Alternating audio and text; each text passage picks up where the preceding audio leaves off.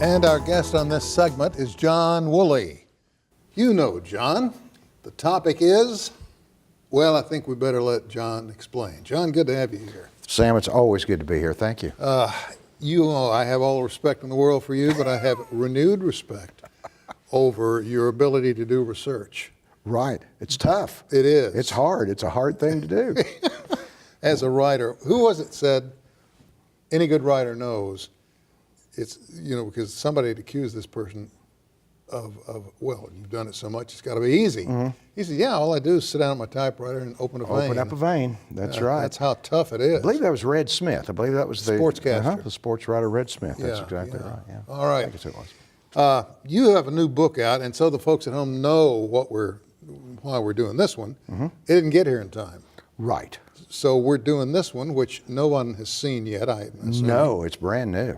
It's called Fantasies in the Sand, Birth of the Beach Party Box Office Bonanza.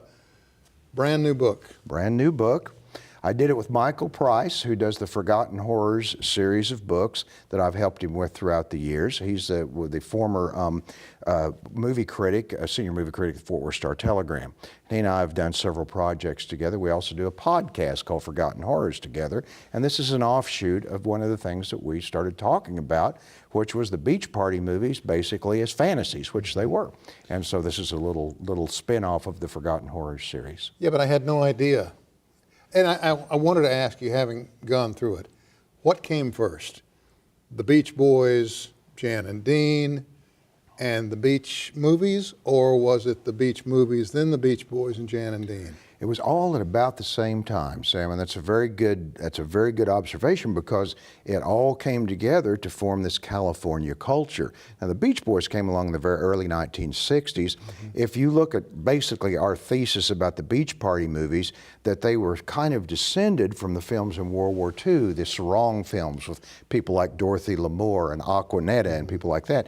And these were kind of descended from them because in World War II, a lot of people saw the South Seas and all of that for the first time, a lot of GIs. And so our theory is that all kind of was descended from there, but it was all it all just built up together. It was a synergy, I guess would be the term, between the music and the movies. And it seems as though, John, excuse me for interrupting. Sure. It seems as though, as I read it, somebody said, hey, wait, we can make money at this. Right. And all of a sudden, from the one end of California to the other, everybody was making beach movies. That fuels a lot of movies. Hey, you mean we can make money with this? Yeah. Yeah, and they sure did. And Sam Arkoff, who was the guy really, Samuel Arkoff and James Nicholson, who had American International Pictures, he was always very good to spot trends. And you know, you went back to Gidget, a lot of people think the beach party movies, the 60s one, started with Gidget. Mm-hmm. Gidget was not really meant to be the start of a series, but it tapped into something that music you're talking about tapped into, that idea of the endless sea in California as this kind of romantic destination for kids with the waves always hitting the shore and music and beautiful girls in bikinis and surfer girls and all that sort of thing. Oh yeah, and see, I was one of those, you've been from the 60s era. Mm-hmm. And I don't remember a lot about the 60s, but I was there. Now, having said that and committed myself, which I should have been a long time ago, yeah, that's right. Annette Funicello rocked my world, man. Oh. I'm telling you, she came along. Even as a Musketeer, mm-hmm. you could see that child had something. And then what's funny, as you pointed out in the book, when they approached Walt and said, we're going to do this with Annette Funicello, he was against it. He was against it. And somebody said, look, Walt, when she worked for you, she was 8. She's 18 now. That's right. And we've got to look ahead. Yeah. And he still grumbled as he, you know. And you know, Annette never really wore a bikini in those pictures either. She always had a one-piece bathing suit. Mm-hmm. She was a little bit more demure than the rest of the cast. Well, she was up there on a pedestal. She was. And from the Mickey Mouse show, as you say, on. She was the one, the big star that came out. I mean, there were others, but she was a big star that came out of the Mickey Mouse show. Yeah. There were other stars that came out of that era. Mm-hmm. People came along. In fact, was it Cliff Robertson? Is that who I'm thinking of? Maybe not. I spotted somebody in one of the pictures, and But there are all kinds of folks. Cliff Robertson is in one of the pictures. Well, yeah. then that's who I'm thinking Sure, about, because yeah. he did some pretty darn good You bet work. he did. Yeah, yeah. But a lot of folks got their start in beach movies. They did, and what was really smart about the Beach Party movies, if you ever saw any real adults, I mean, the Beach Party kids were adults, but the older generation were always comic foils. They were always old comic actors. So you had, Bob Cummings, you had Keenan Wynn, you had Mickey Rooney, you had all of those kinds of, Don Rickles did a couple of Beach Party movies. Maury Amsterdam. The adults were always comic. You never saw parents in a Beach Party movie. And I think that's a pretty telling thing. Pretty interesting, too. A lot of the old timers that you just mentioned walked the boards in vaudeville Yes. and survived to walk the sandy beaches. That's exactly. You know, a very little later. poetically put. Yeah, you're So, absolutely right. Interesting holdover. The production crews, though, were just as intent on their job Yes. as they were if they shot a Boston Blackie somewhere downtown for television or a John Wayne out in the desert. That's right. That's right. The production values on these are good, and they didn't take much money. You know, William Asher, that's where he got his start. Later on was probably best known for directing Bewitched for so long. But that's where he got his start as a director. He was making the Beach Party pictures.